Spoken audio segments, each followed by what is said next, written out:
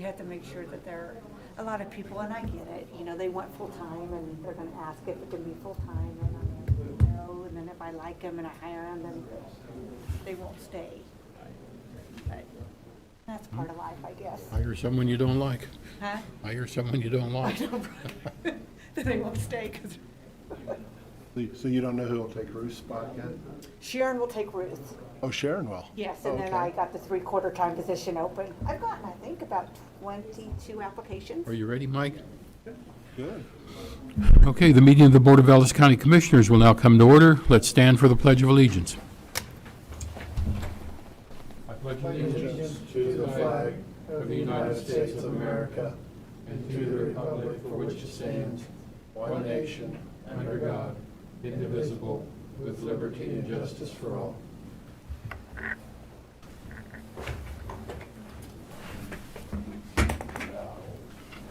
And Bobby, could you call the roll? Commissioner Dean Hazelhorst, Present. Commissioner Chair Butch Schleier, Present.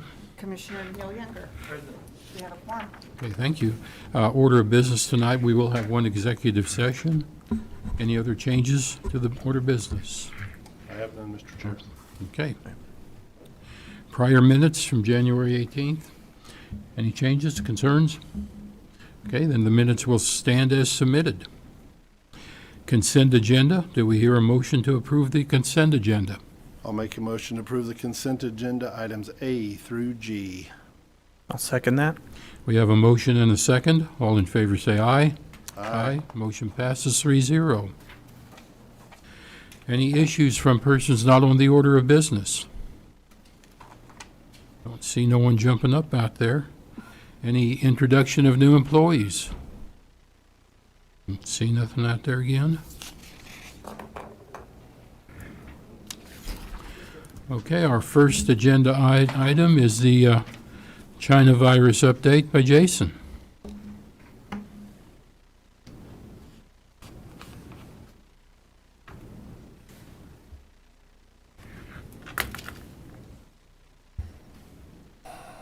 Good evening, Commissioners. Jason Kennedy, Ellis County Health Services Director. Honestly, we talked, I think 2 weeks ago or at the last meeting. Things are still the same. They're still improving. They've remained, our case counts have remained pretty much flat for really the last couple of weeks, and we've been on that kind of solid decline since November 23rd. I know there was some questions or confusion we've received about the city's mask mandate. As you guys know, the city's mask mandate has nothing to do with Ellis County. That is a city mandate. We do report the numbers that they use, and that's 5 cases or less per day for 14 days. Currently, as of today, there was only 2 days. We've only had 2 days in probably the last 4 months that had 5 cases or less consecutively. So I don't realistically see us meeting that metric anytime soon, but it is something that people are watching. So vaccines, we have obviously the vaccine clinic is going really well. The partnership that we've got with the medical community is phenomenal. We received a lot of good feedback from really the process and the flow. Last week was our first week out there. We ran Tuesday, Wednesday, Thursday. We have between First Care and the health department, we have given 1,200, right around 1,300, 1,280 to be exact, first doses of COVID-19 vaccine. And then we've given the subsequent second doses that go with that. We have not got to the 1,280 yet because we gave 800, 600 and some last week. So the vaccine rollout is there. Obviously, we encourage people to be patient. We are giving all the vaccine every week that we receive. We get the vaccine on Monday or Tuesday. It will all be gone by Wednesday or Thursday. We're not saving any on the shelves, and we unfortunately can't request more. The state allocates it, or actually the CDC allocates it to the states allocate it to the local level. We get a shipment on Monday or Tuesday. We give out what we get. We encourage people to continue to sign up. The online form is working out pretty well. We've got around 6,000 people, I think, that have signed up on that form now. We encourage people to continue to sign up. Even if you're like, I'm so far down the list, it's going to be never that I'll sign up, get on the list. We don't know when the vaccine, how much we're going to get. So go ahead and get signed up on there, and we will continue to work through the priorities as we go. Other than that, we received the Sunflower grant that we had talked about to cover the cost of the location out there, the $1,500 a month. We did receive that grant for $5,000, so we can at least pay for that with that money for the next 3 months. Other than that, we encourage people to sign up. We partner with the Hayes Public Library. If you don't have internet access, you can go there. Their staff will even help you sign up. You can call them. People can call 621-1812. That's actually a number for our office. During normal business hours, call. Someone in our office will fill out the form for you while you're on the phone so that you can do it. We don't want to prohibit anybody that doesn't have access to technology, doesn't have access to the internet. We want to encourage everybody to get in there and sign up. And so call the office and we'll help you out. You guys have any other questions for me? But Jason, I did receive an email from a gentleman that took his mother-in-law out to get a vaccination, and he had a complaint because he said snow wasn't removed very good, and people already lined up and it was cold outside. He didn't want to subject his mother-in-law to the cold, so they left. And the last I heard, he was trying to reschedule that with you. Are those situations being addressed? So snow removal, snow was cleared, all access points. The very first day, I will say, the snow was not cleared over to the handicap ramp, but snow was cleared in front of the building, actually really pretty well. Ice melt was down. The weather, there's not much we can do about that. It's either cold or it's hot. It's Kansas in the middle of winter, so we encourage people not to leave. They can wait in their vehicle. We'll open the doors at the time. We also encourage people not to show up too early for your appointment. 15 minutes is plenty of time ahead of time. Every vaccine is scheduled throughout the day. We're not going to give your dose away early. If you're scheduled for later on in the day, please show up. We've done everything we can out there to make it accessible, to make it friendly for really everybody. We have wheelchairs on site. And if there's people that need assistance and someone can come in or they can call the office, they'll make contact with us. We can go out and we'll help. We'll do everything we can to help get people in and out of the building safely. Now, are you encouraging people to wait after they get a vaccination? Yeah, so they have to wait for 15 minutes, minimum of 15 minutes. If they have any kind of reaction or we see anything that is concerning, we might ask them to wait longer. We do have EMS and nursing on site full-time when we're open, so we do have that available as well. But yeah, 15-minute mandatory wait period. And then if you have a history of anaphylaxis or reaction to vaccines, it could be up to 30. Mm-hmm. Have you had any reports of adverse effects to the vaccine? There obviously has been nationwide. We've had a couple of people that had, the vast majority of people just report localized swelling, arm pain. Usually the following day, if they have reactions, it's usually consistent with flu-like symptoms. We have had some people with some mild gastrointestinal stuff or just general weakness, kind of not feeling well. Most of that is due to your immune system actually responding and building those antibodies. But as far as anaphylactic reactions, we've not had any. Mm-hmm. Okay. Commissioner Hazelhorst, any questions? I think you did a great job. Yeah, absolutely. Keep up the good work, Jason. Yeah. Yeah, you did good. I was out there at the place, and it's a good setup. You guys did a good job. Proud of that. It's it's neat. It's cool to see the idea turn into reality, and it truly is a testament to everyone that's been involved in this project. Mm-hmm. It's been a great collaboration between all of the community partnerships, and everybody out there is the reason that it's running.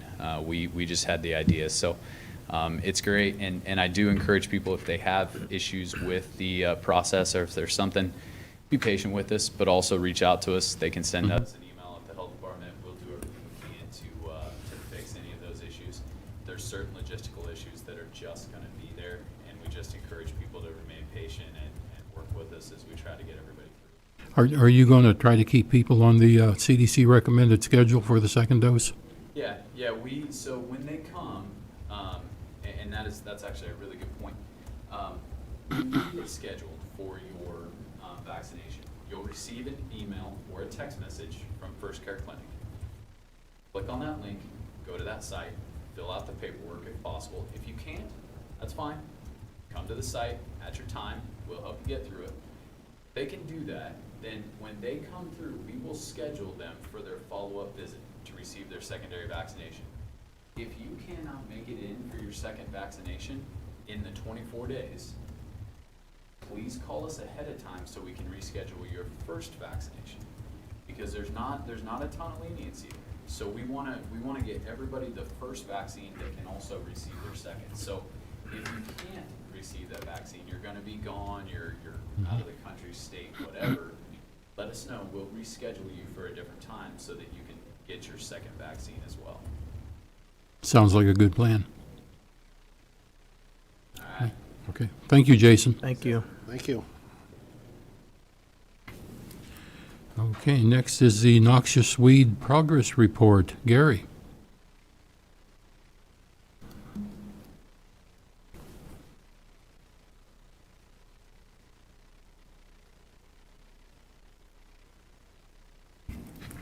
Good evening, Commissioners. Gary Hobbs, Weed Control Supervisor.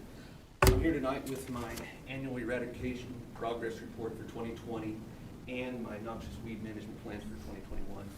These reports are required under the noxious weed law by the Kansas Department of Agriculture every year. The eradication report includes a financial summary, a weed survey, herbicide treatment and disbursement summary, and an enforcement summary, which is one of the reports that you have. In 2020, we sprayed 6,400 acres of county right-of-ways and county properties, 1,640 acres of state right-of-ways and their service yards, and 202 acres of city right-of-ways and service yards. We had 769 tickets for herbicide treatments for noxious weeds, and we spent 341 hours on tree and brush removal on 1,813 right-of-way miles. We had 3 pasture control test plots, and we had 1 test plot on roadside weed control. Our annual pesticide recycling program this year netted 1,529 pounds of plastics recycled.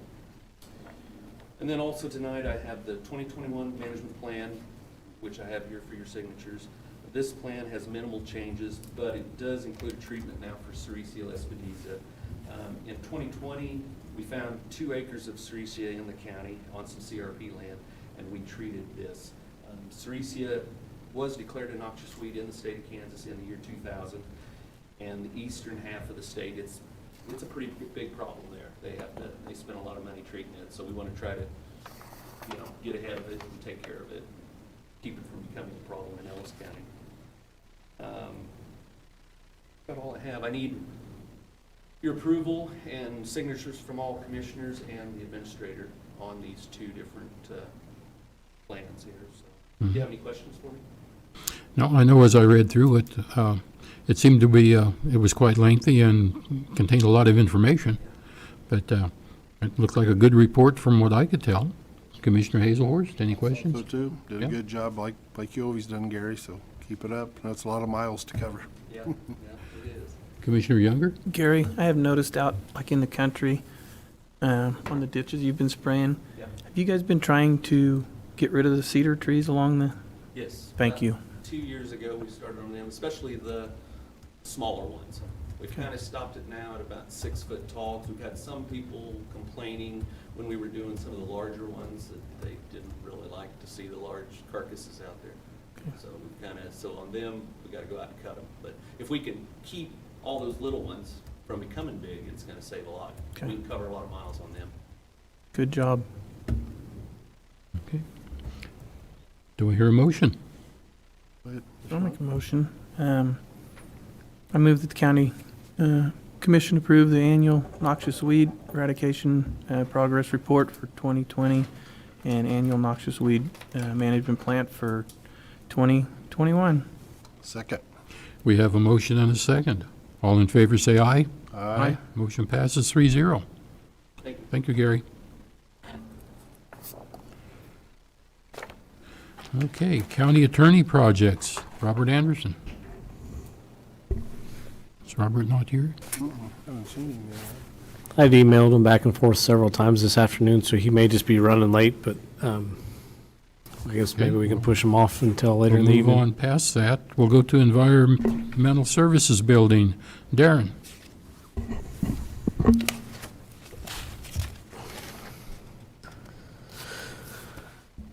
Okay, I got Vernon Mason here as well. As the county commission is aware, with the transition coming in 2021 in regards to the Environmental Services Office and moving the environmental services out to the landfill, we approved the scale house building project as well as the new scales to be installed out at the landfill.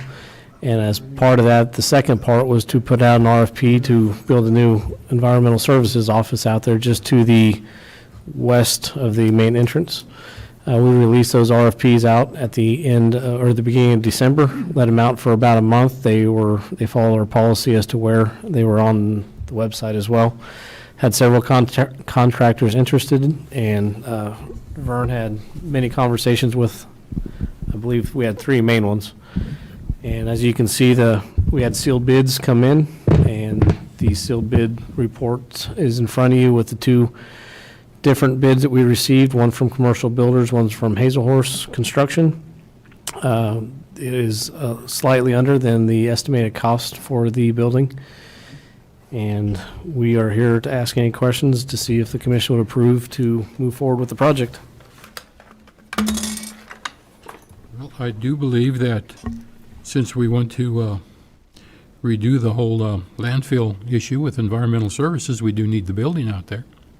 So this is something we do need to do. And that office building is going to be located where? So just as you enter the landfill property, the main entrance, you got the sliding gates. It'll probably be about 100, 150 feet just to the west of there with the main entryway in line with that main entry gate with the parking to the building on the south end of the fence. Then the building entrance will be as if it's on the fence line to the north. And the money for this is in the solid waste fund, is that correct? That's correct. Fund 34. Okay, and there's ample funds in there for this. Yes. Good. Commissioner Younger, any questions? Only question I had going through the front entryway, and I had talked to Darren about this. I'm for the building, but I would like to see it, probably have to do a change order on it, put a button for handicap access. Say one of our employees, had knee surgery or something, and she can still come to work, but this way make it easier for her to access or him. That's what I would like to see. Okay. That while we're at it, let's do it, Okay. do Yeah, I it can right. just ask Hazel Horse to go ahead and put that in their bid then, Okay. the change. Other than that, looks good.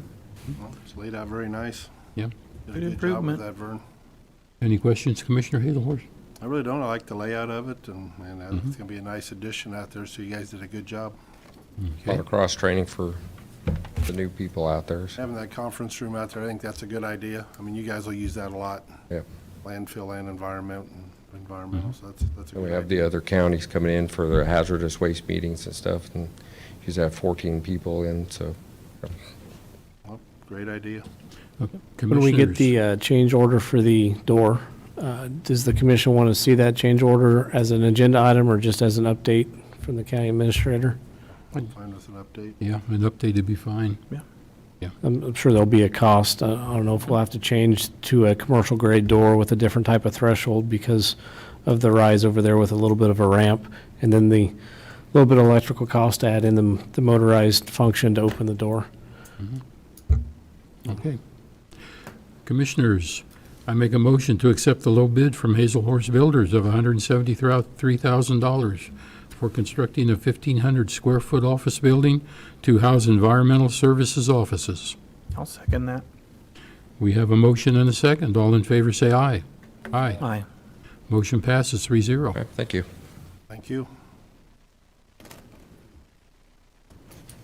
Okay, right-of-way acquisition. Darren? I'm sorry, Darren Myers, Intern County Administrator. As the commission is aware, several months we've been into the process, or just over a year now, with the Northwest Business Corridor project, and we're into one of the final phases of the right-of-way acquisition.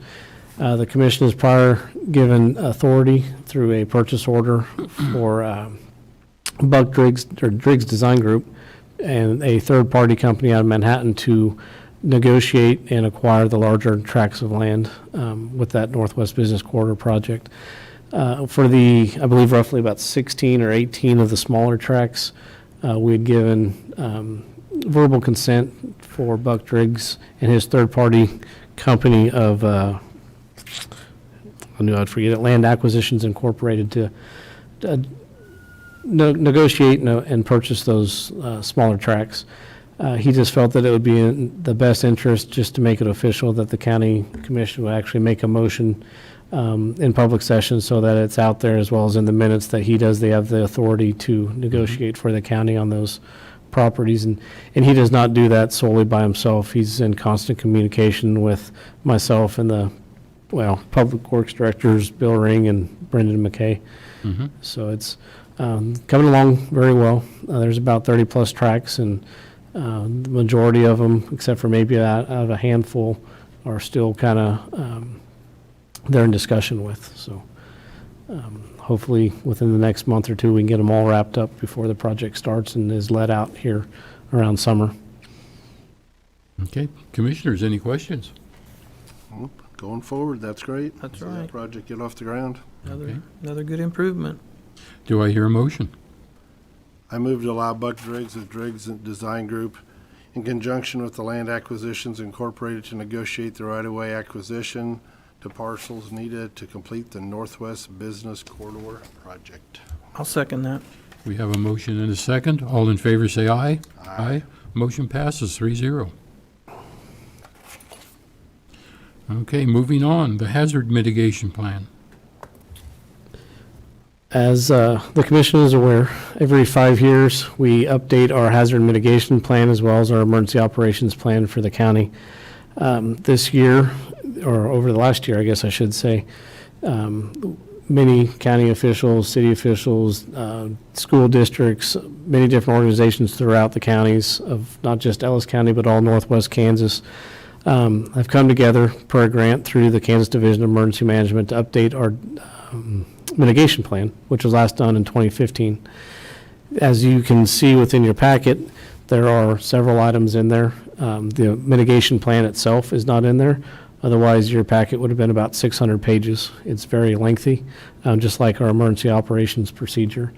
I did put in the agenda item that if you wanted to review at least our current hazard mitigation plan, it is on our website.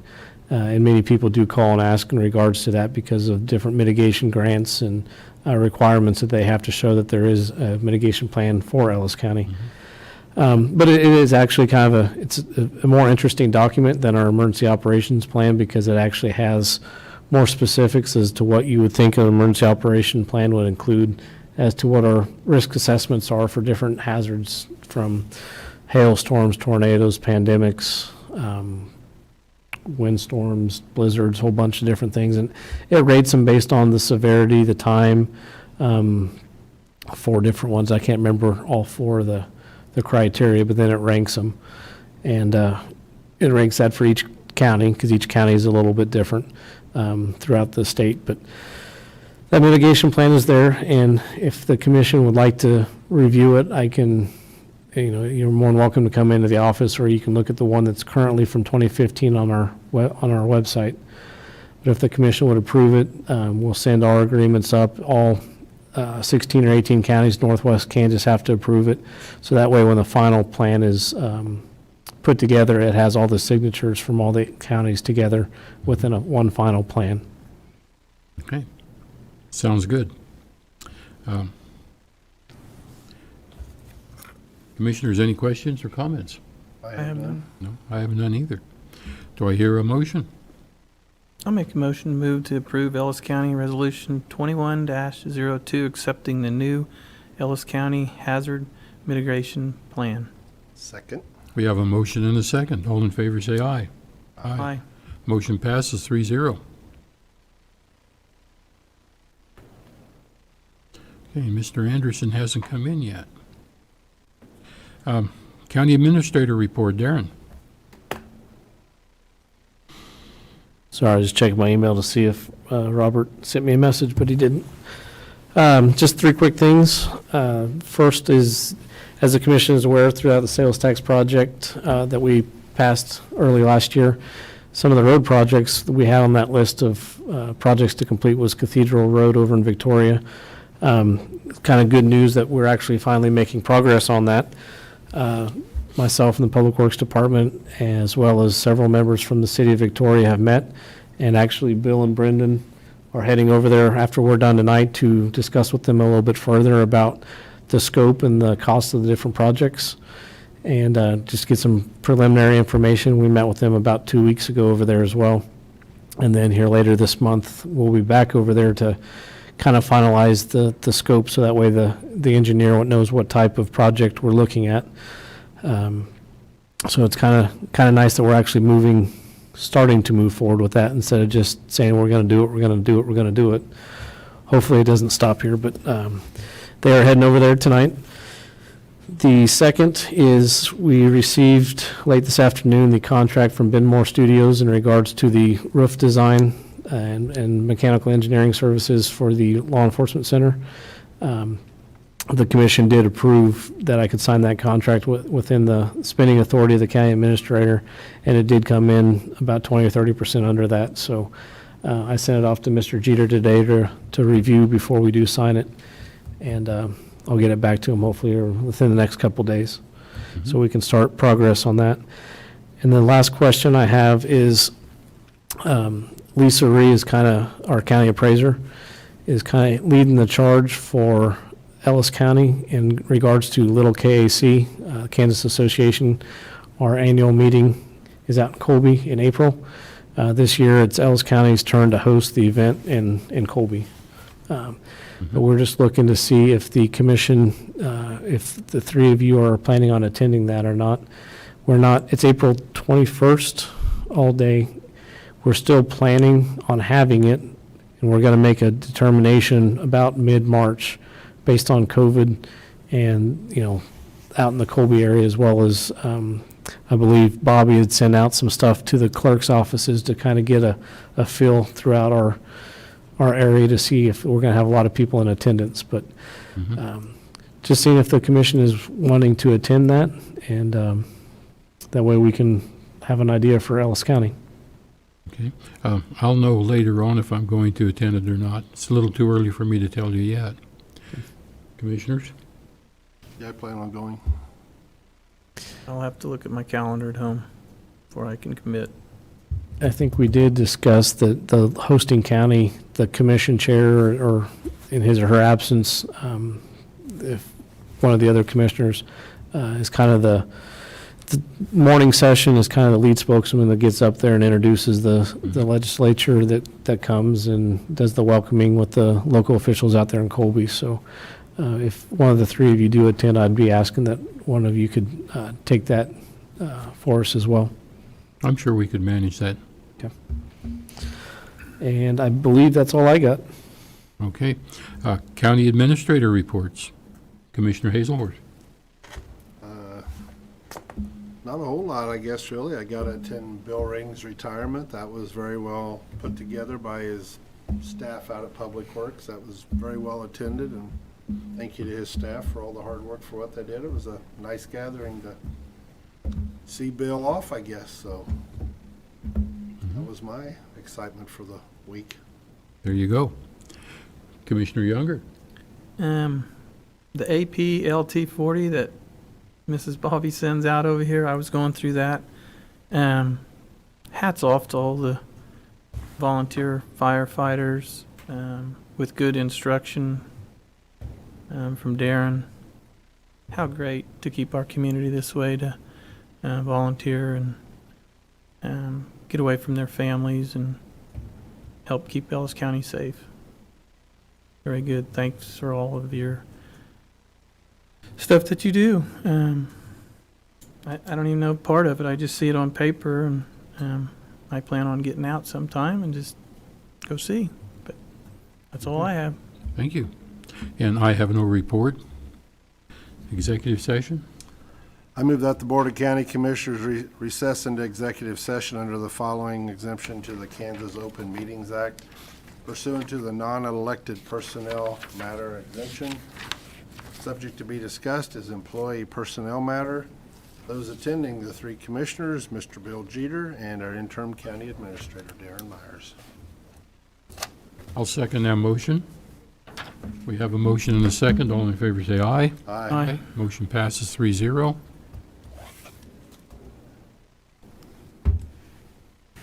Oh, 10 minutes, by the way.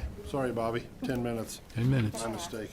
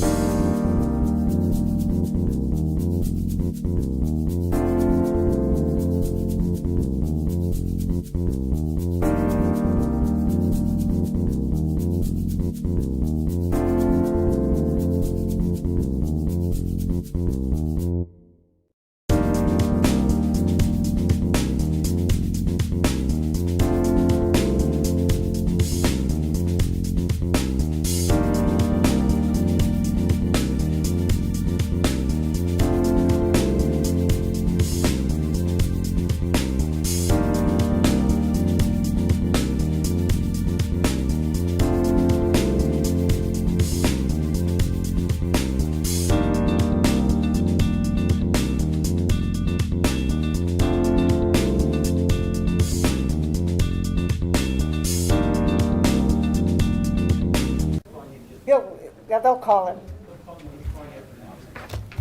Okay, Mr. Anderson.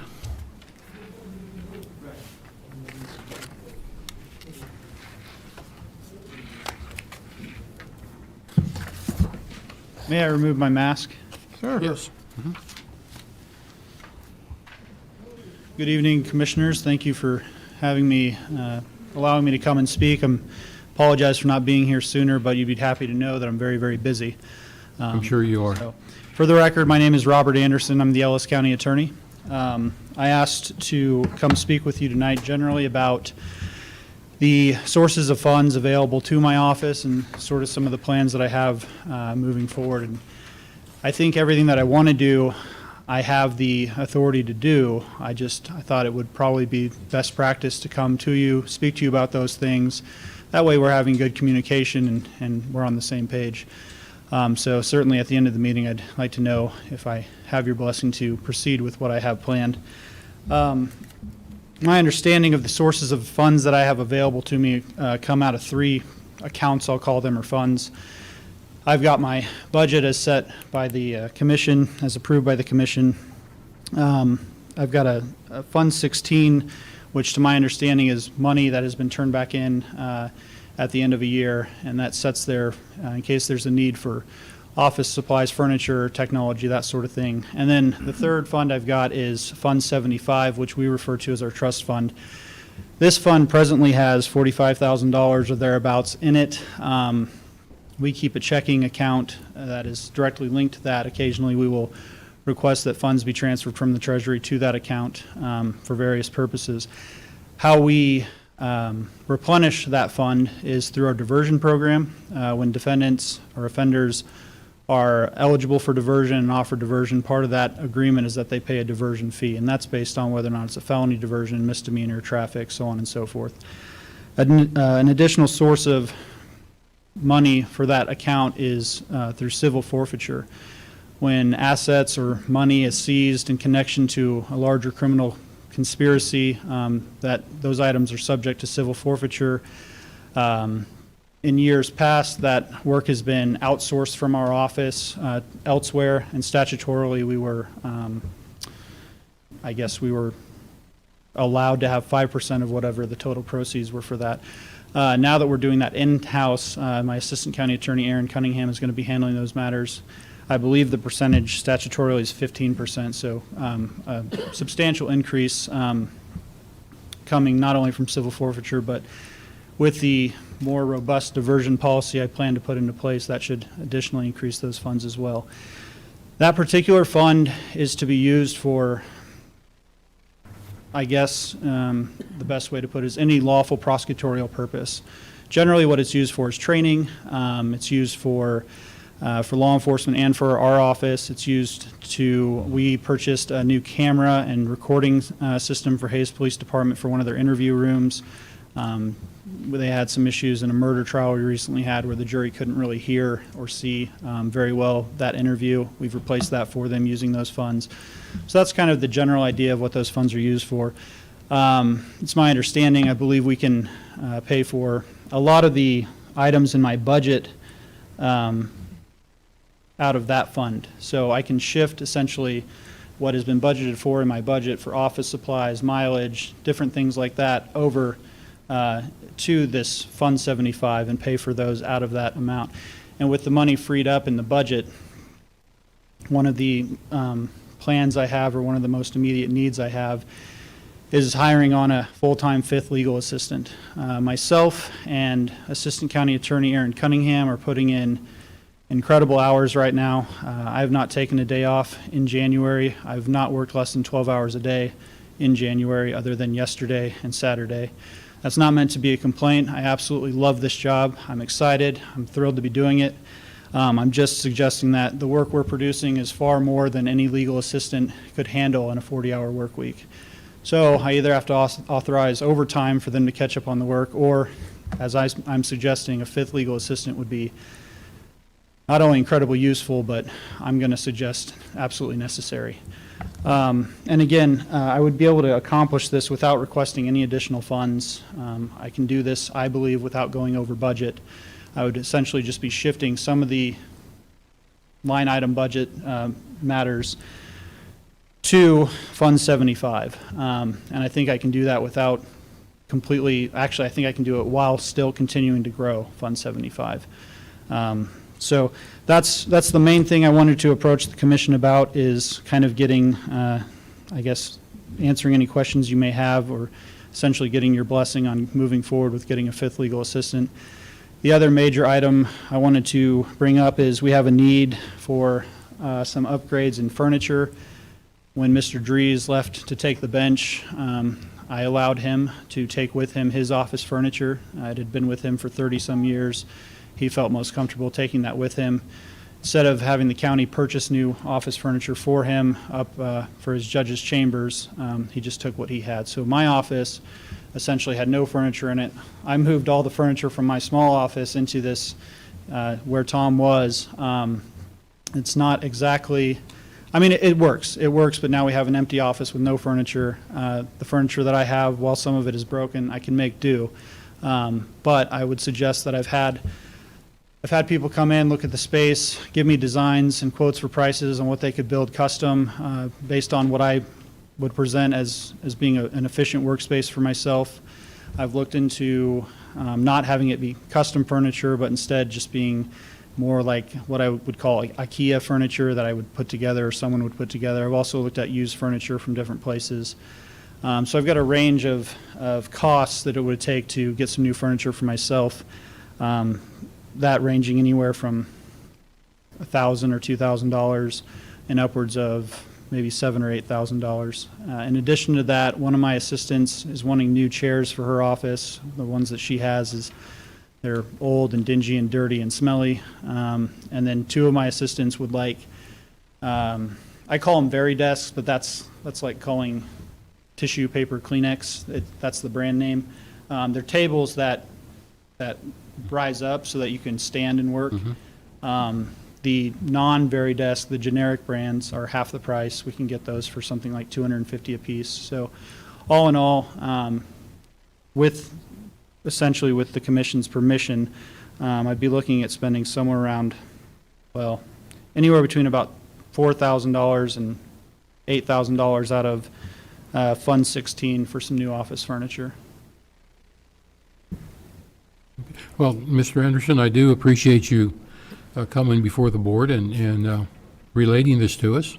I think it does help to harbor some good interaction between elected officials. Keeps us abreast of what's going on in your office, too. Personally, I have no question you probably do need an office assistant. I think Mr. Dries was always talking about more staff, and if you can make a way to do it, I encourage you, go for it. I'm fine with what you're presenting to us. I think your office probably does need it, and the happier we can make you, the better off Ellis County is going to be. Well, thank you. Commissioners? Well, I agree with Butch. I know being in Tom's office, it is a large office for one. You got to have office furniture to work, and two, I know he put in a lot of hours, and there's a lot going on in that office. So I do believe if you say you need it, I do believe you probably do. Thank you. I know your caseload is very large by talking to the people upstairs.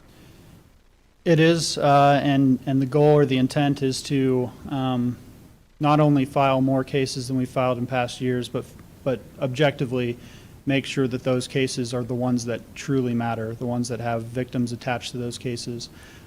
So I can't tell you how much I love this job so far. I'm excited. I get up at 3 in the morning, excited. I'm just wide awake. I go on into work.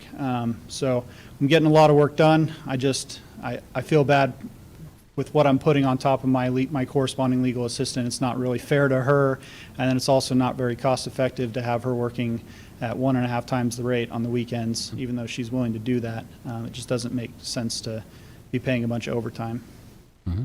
Commissioner Younger? I too, like Commissioner Butch said, I appreciate you coming in here and communicating. I do also like the idea of either to sit down for the employees or the stand-up. That's good and healthy for them. That's what it's all about, so they can go home as healthy as they came. So I do appreciate you with the communication. That is great. Certainly, thank you. I don't know if anyone else has any other questions generally about our office or what the goals or initiatives are, but I'd be happy to answer those. I guess I would just say is, means you are kind of new there, maybe every 60 days, if you don't mind, give us an update. Sure, I'd be happy to. Okay. Okay.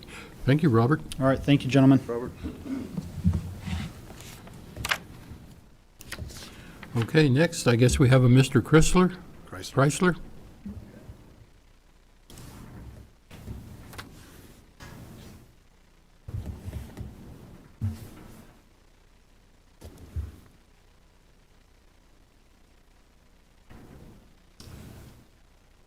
My name is Gene Chrysler, and I'm from the northeast corner of the county.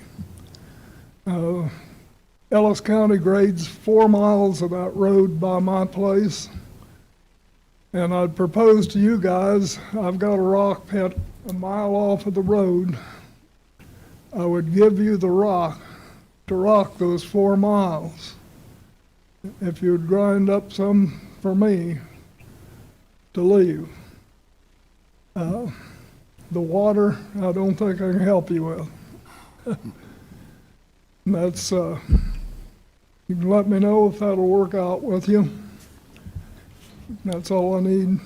Thank you. Thanks, Gene. I guess we can address with Brendan. Yeah, we'll have to address it with Brendan.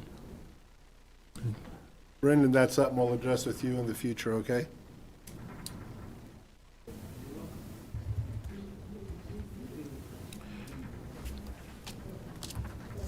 Okay, and with that, the meeting of the Board of County Commissioners will adjourn at 5:59.